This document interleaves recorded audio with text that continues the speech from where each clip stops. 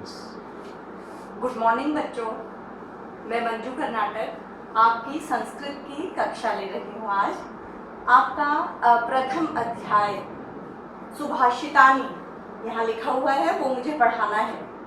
तो बच्चों, सुभाषितानी में श्लोक हैं, उनका अनुवाद मुझे आपको बताना है। तो इससे पहले कि मैं आपको अनुवाद बताऊं, मैं आपको अनुवाद करने के तरीके बताना चाहती हूँ, जिन पर आप ध्यान दीजिएगा। बहुत सरल तरीका बता रही हूँ मैं अनुवाद करने का। अगर आप उनको सीखेंगे तो आप इन श्लोकों का अनुवाद खुद भी कर सकेंगे। तो बच्चों, संस्कृत हमारे देश की और यहाँ तक कि विश्व की भी सबसे प्राचीन भाषा है। विश्व का सबसे प्राचीन ग्रंथ है ऋग्वेद, वो भी संस्कृत में ही लिखा गया है।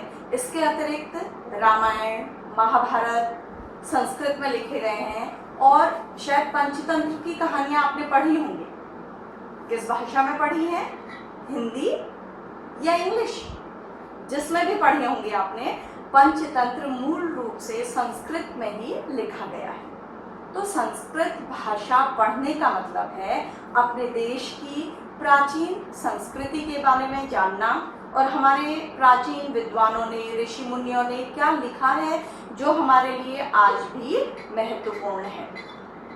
तो बच्चों, आइए सबसे पहले मैं आपको अनुवाद करने का सरल तरीका बताती हूँ, उसके बाद हम अपने पाठ की ओर जाएंगे। तो बच्चों, सबसे पहले वाक्य जो होता है संस्कृत या हिंदी का, उसमें एक तो कर्ता होता है, जैसे ये काम करने वाला, और दूसरी होती है क्रिया।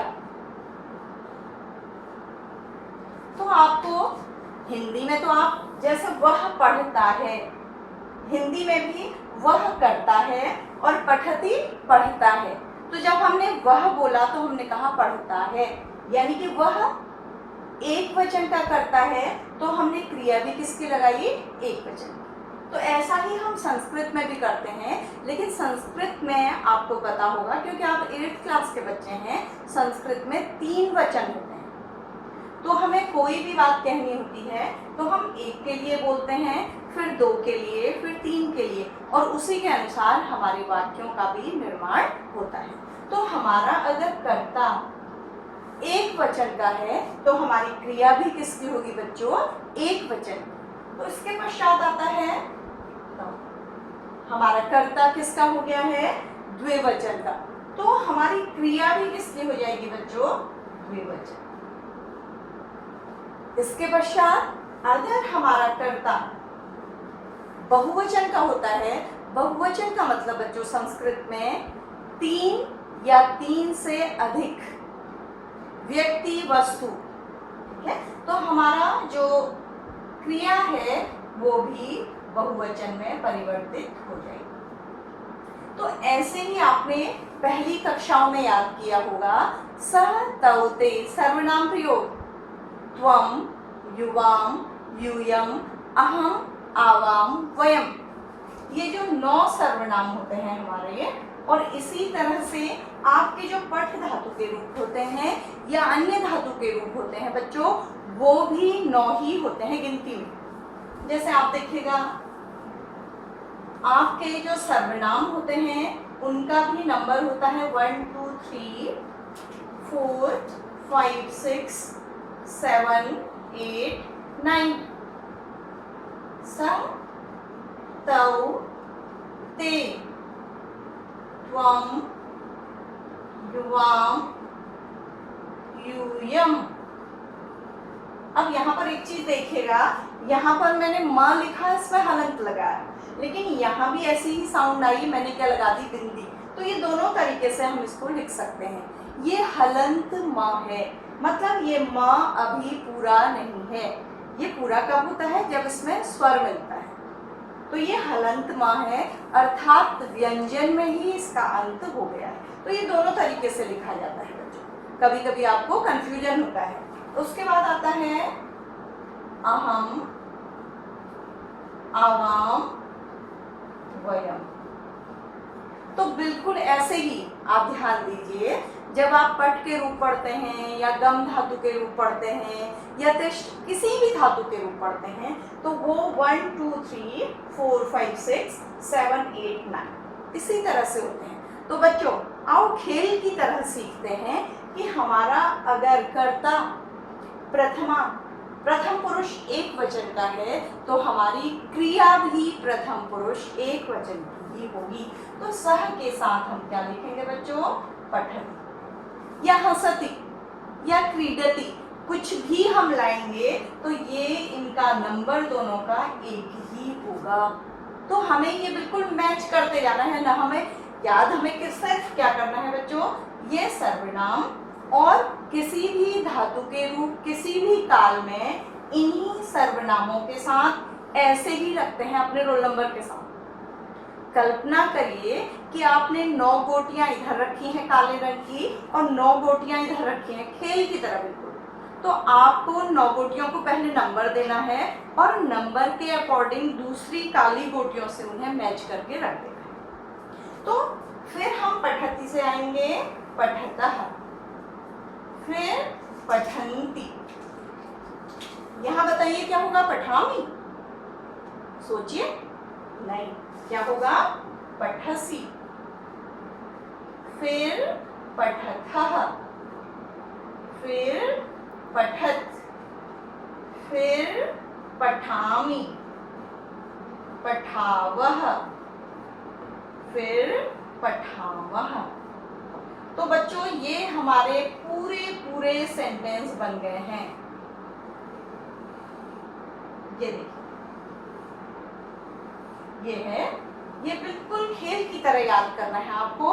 और अगर ये नंबर कहीं बदलते हैं, ये गोटियां या ये दोस्त अपने रोल नंबर बदल के इधर उधर हो जाते हैं तो आपकी संस्कृत गलत होगी।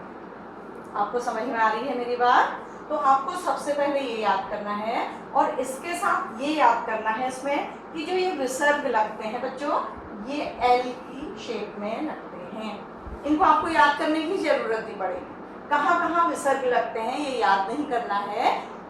वर्तमान काल में ये एल की शेप में लगते हैं और भविष्य काल में भी ये इसी तरह से लगते हैं। तो याद हुआ आप लोगों को? समझ में आया? अब प्रैक्टिस करिएगा और इस बात को दिमाग में बिठा के रखिएगा, ठीक है? तो ये हमारा हो गया वाक्य में हमने कर्ता के साथ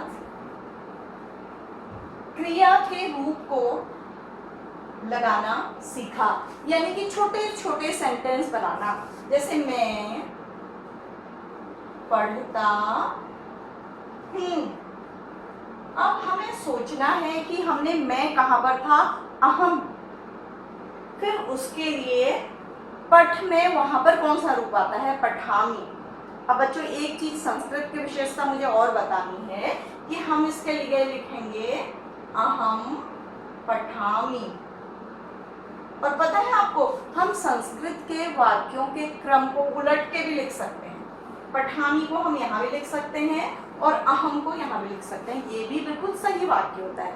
ये केवल संस्कृत की वैज्ञानिकता है या उसकी विशेषता है कि शब्दों का क्रम बदल के भी वाक्य का अर्थ कभी बदलता नहीं। लेकिन अगर हम लिखते हैं हूँ मैं पढ़ता या मैं हूँ पढ़ता, हिंदी में अगर हमने शब्दों के क्रम को बदल दिया तो वाक्य नहीं बन पाएगा।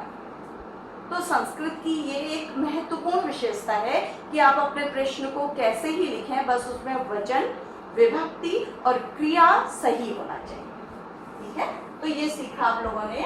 अब मैं आपको एक चीज और सिखाऊंगी सुभाषितानी से पहले कि आपके शब्द रूपों का अनुवाद में क्या रोल होता है, उनका क्या मतलब होता है। हो सकता है बच्चों आप पहले से समझते हो, लेकिन मैं एक बार आपका रिवीजन करा रही हूँ, आपको फिर से याद दिला रही हूँ। तो हमारे जो शब्द के रूप होते हैं वो इस तरह से एक वचन, द्विवचन और बहुवचन में होते हैं। तो और यहाँ पर उनमें क्या होती है? विभक्ति। प्रथमा, ये याद होगा आप लोगों को, द्वितीया, तृतीया, चतुर्थी, पंचमी। आप भी मेरे साथ बोलिएगा बच्चों, आप मेरे साथ बोलिएगा और इनको सही सही लिखना सीखिएगा। फिर षष्ठी, ये मूर्धन्य श है, इसको बच्चे लिखते हैं पष्ठी। बहुत बच्चे आप लोगों में से भी लिखते होंगे पष्ठी, तो ये पष्ठी नहीं है, षष्ठी। फिर है सप्तमी, फिर है अष्टमी।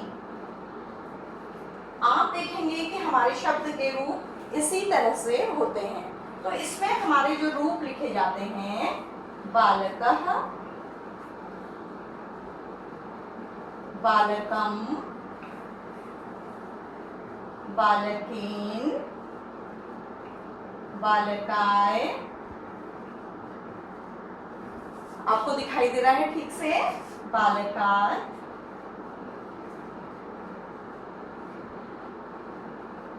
बालकस्य, बालके, ए, बालक। अब इनका आपके सेंटेंस में बनाने में क्या रोल है इन शब्दों का, वो सीखिएगा। आपने अभी तक सीखा कर्ता और क्रिया को। तो कर्ता सबसे पहला शब्द होता है और क्रिया लास्ट में होता है, उनको आपने सीख लिया। बीच में जो हम शब्दों को लेते हैं वो कैसे लेते हैं देखिएगा। आपको याद होगा, आपको 6th क्लास में मैम ने बताया होगा या मैंने पढ़ाया है तो मैंने भी बताया होगा। हम आपसे कहते थे कि विभक्ति चिन्हों को याद कर लो, और किस तरह से याद कर लो कहते थे? प्रथमा कर्ता ने, कि आपको आंख बंद करके भी वो दिखाई दे सामने। प्रथमा कर्ता ने द्वितीय कर्म को तृतीय करण से चतुर्थी संप्रदान के लिए। और अभी भी अगर किसी बच्चे ने याद नहीं किया है तो आप लोग याद कर लीजिएगा। अब इन कारक चिन्हों का मतलब, प्रथमा का चिन्ह है ले, इसका चिन्ह है को, इसका चिन्ह है से, इसका चिन्ह है के लिए, इसका चिन्ह है से पर अलग होने के अर्थ में, अलग। इसका है का, के, की, इसका है मैं, पर, ऊपर। ठीक है, इसका अर्थ इसका होता है किसी को बुलाना या कुछ। ठीक है, हे भो अरे, ये होता है हे भो अरे। तो ये आपने बहुत से बच्चों ने याद किए होंगे। जिन्होंने याद नहीं किए हैं बच्चों, अनुवाद के लिए बहुत जरूरी है। तो सबसे पहले बच्चों, ये बालकः जो है इसका मतलब खाली बालक नहीं है, इसका मतलब है बालक ने, ये करता है। इसका बालकम का मतलब भी बालक नहीं है, इसका मतलब है बालक को। बालकेन का मतलब है बालक से, साधन के रूप में मीन। बालकाय, इसका मतलब है के लिए, बालक के लिए। बालकात का मतलब है बालक से, सेपरेशन की मीनिंग में, अलग होने के अर्थ में। बालकस्य का मतलब है बालक का, या सेंटेंस के अकॉर्डिंग बालक के, बालक की। बालके का मतलब है बालक में, बालक पर, बालक के ऊपर। ठीक है, तो ये सारे जो चिन्ह हैं हमारे कारकों के, वो इन शब्दों में मर्ज हुए हैं। तो हमें अनुवाद में क्या करना है, जैसे हमने बोला बालक के लिए, तो हमें लिखना होगा के लिए। हिंदी में तो अलग से आता है, संस्कृत में उसी में हो जाता है बालकाय। अब हमें लिखना होगा वृक्ष के लिए, तो हम लिखेंगे वृक्षाय। तो इससे आपको अनुवाद सारा आ जाएगा। मान लीजिए हम लिखते हैं पिता का, तो लिखेंगे जनकस्य। अगर हमें लिखना होगा राजा का, तो हम लिखेंगे नृपस्य। अगर हमें लिखना होगा पर्वत का, तो हम लिखेंगे पर्वतस्य। तो ये सारे ऐसे ही हैं। बालक ने भोजन किया तो बालक आएगा। अगर राजा ने भोजन किया तो नृप आएगा। अगर राम ने भोजन किया तो राम आएगा। तो अब बेटा आपको संस्कृत में इसको लिख लेना है अपने पास। तो जब आपको पूछा जाएगा कि विद्यालय को, तो आप लिखेंगे सीधे यहाँ पर आएंगे कि क्या लिखा है यहाँ पर, विद्यालयम। तो इस तरह से अब आपको क्या करना है, ये तो एक वचन का हो गया। तो इसी तरह से ये जो कारक चिन्ह हैं ये द्विवचन में भी लगते हैं। कैसे आपको समझ में आया?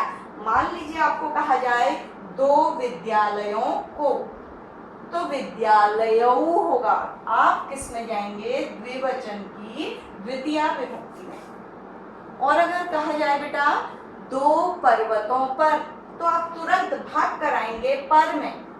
बालके पर्वते, एक पर्वत पर, पर्वतयोः 2 पर्वतों पर। अब हम कहें पर्वत का तो पर्वतस्य, और अगर कहें 2 पर्वतों का तो पर्वतयोः, यानी कि हम किस में गए? षष्ठी द्विवचन में। तो जहां 2 चीजों की बात है वहां द्विवचन में, बिल्कुल इसी तरह से हम बहुवचन में भी जाएंगे। जैसे हम कहें अनेक बालकों का, तो बच्चा हमें कहाँ जाना होगा? षष्ठी बहुवचन। तो आपने थोड़ा थोड़ा अनुवाद करना सीखा। तो मैं बिल्कुल अब जब आपको मैं सुभाषितानी पढ़ाऊंगी तो मैं इसी नियम से हर शब्द का अनुवाद करूंगी।